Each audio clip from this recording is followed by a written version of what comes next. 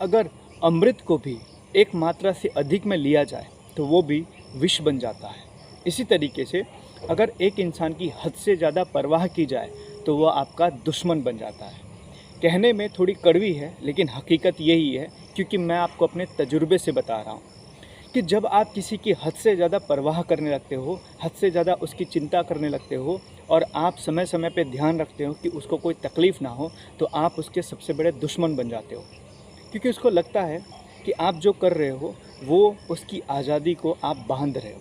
उसको लगता है कि आप उसकी हर चीज़ में इंटरफेयर कर रहे हो और उसको ये पसंद नहीं आता है। और धीरे धीरे आपके लिए उसके दिल और दिमाग में जहर भरना शुरू हो जाता है। एक समय ऐसा आता है कि जब वो जहर का मटका फूटता है और बहुत विध्वंस होता है। तो क्या किया जाए? क्या हम अपने लोगों की परवाह करना बंद कर दें?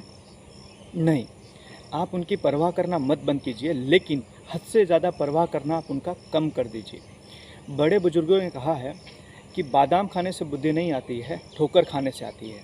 तो आप उनको ठोकर खाने दो।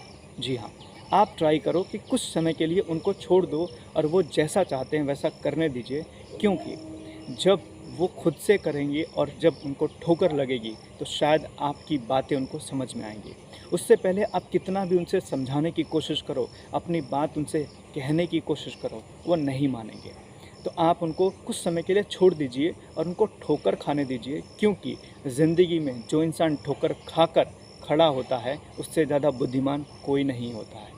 तो आप ज़्यादा से ज़्यादा परवाह करके आप उसको अपना दुश्मन बनाने की बजाय उसको ठोकर खा के अपना दोस्त बनाने के ऊपर ध्यान दीजिए, क्योंकि जब वो ठोकर खाएगा तो शायद आपकी बातें वो बहुत आसानी से समझ पाएगा।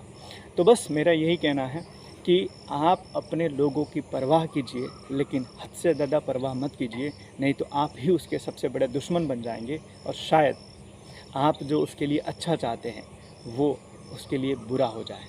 तो बस ज़्यादा परवाह करना बंद कीजिए और बादाम खाने से नहीं, ठोकर खाने से बुद्धि आती है, इसीलिए ठोकर खाने दीजिए, क्योंकि तभी शायद उसकी बुद्धि खुलेगी। Thank you.